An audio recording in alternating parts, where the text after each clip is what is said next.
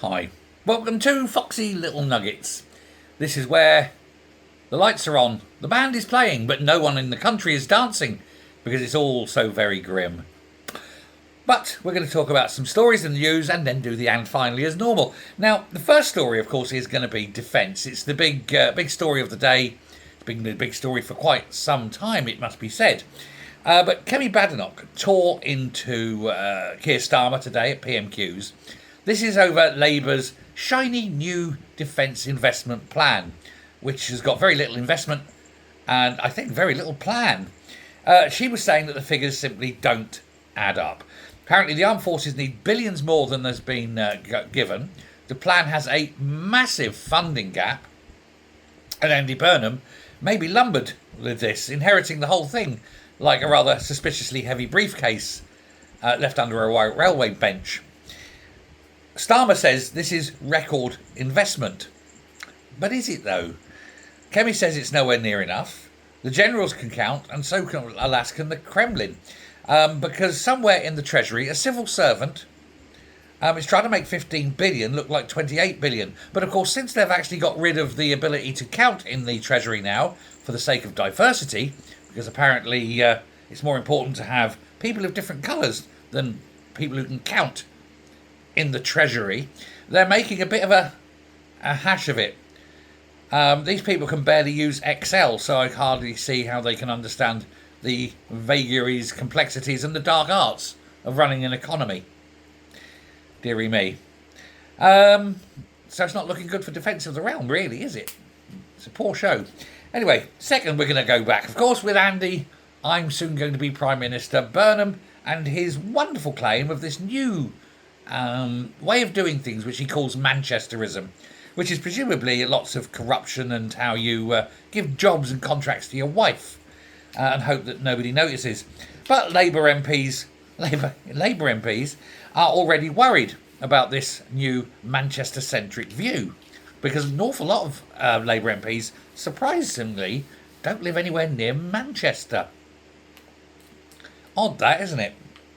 But they say he's going to be so focused on one city that he may have forgotten that the rest of Britain contains, places like Kent, Cornwall, Southend, Glasgow, Humberside, Birmingham. There's lots. In fact, I'm sure each of you can think of many more places than the very short list I've just named. Raunds, there's a place. Here, that's where I live. And no, nobody's ever heard of it. Anyway, one MP reportedly had to point out that there is stuff north of Manchester. Things like Tyneside, Newcastle, Sunderland, Carlisle, the whole of Scotland, the Hebrides. Places that apparently Andy Burnham has never heard of. And it's a very difficult moment for Burnham. He wants to rebuild Britain, but he doesn't know where most of it is. He sounds admirable. It's like, I've got these great plans. And then when you ask him about them, he turns out he doesn't really have any plans at all. Oh, we haven't finalised. That's political speak for, I haven't got a bloody clue. He forgets that there's villages out there that only get two buses a week. Anyway, there we go.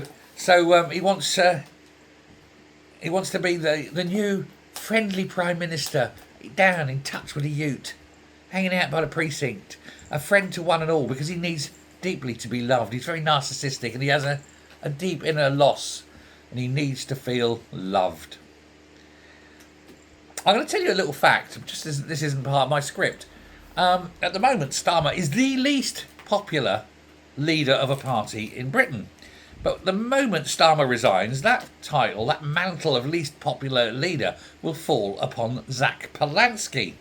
But Polanski need not worry, because I think only after a couple of weeks of Burnham in charge, Burnham will be the least popular. So, the shifting the crown of unpopularity. Third up, we're going to talk about Scotland. The Scottish Greens in particular. Again, like the SNP we've mentioned before, they don't know what sex they are. They don't know if they're men or women or amoeba. I don't know. They refuse to publish whether they are men or women. They say it's a secret and it can be used against them. These people are absolutely mentally ill, aren't they? I mean, call me old-fashioned, but when Parliament cannot work out if someone is male or female, then perhaps those people shouldn't really be in charge of making decisions. They're that dumb. But it's like trying to run a stock taking Tesco where half the tins say undisclosed. Yeah, I've actually had that. We'd had a bit of a flood and a load of tins and all the labels had come off. They're all sitting at the bottom. And so it was like dinner bingo for a week. We said we open 2 tins and we have to eat whatever's in them. This was back when I was really poor. I mean, this is my just straight out of the military days. It was a long time ago, but it was fun. Yeah. But sausage and beans and tapioca pudding, not a great mix. Not on the same plate, it must be said. Anyway, going to move on to Ed Miliband and how angry and irate and frustrated he is, because it's looking like his little dream of becoming Chancellor has died on the vine. Or is that on the Vince? Because Dale Vince, it is he, the big Labour donor and eco-tosspot, has said that Ed should not be Andy Burnham's Chancellor. Now, given that Dale Vince is a massive ecology type nut, green, lunatic, pro-eating, what those things, tofu and hugging trees and all that, it seems odd that he would not be favourable to Ed Miliband and his net zero dogma. But apparently, even Vince says that it's just too much. It's too strong. He's too idealistic about it. But when a green entrepreneur says your green spending is too unrealistic, you have to wonder if you're doing the right thing. But apparently he says if Miliband becomes Chancellor, he's no longer going to donate to the Labour Party. It's cracking, isn't it? He also says that Wes Streeting is the best man for the job. He's probably right. Not that Wes Streeting's any good, he's just the least bad for the job. But there we go. Please unplug before attempting maintenance, you could say.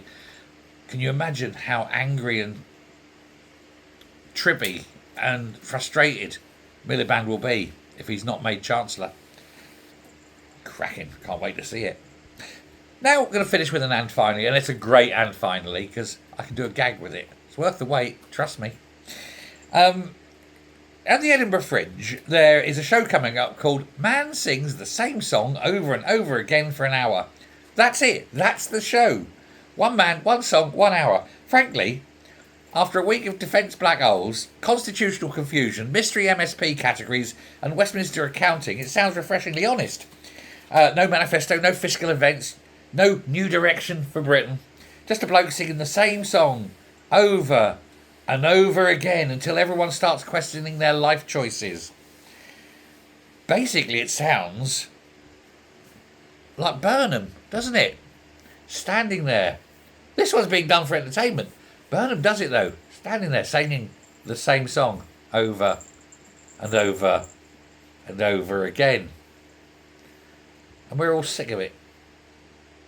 Good luck to the artist singing. Good luck to the rest of us. Thanks very much, you wonderful people. Bye.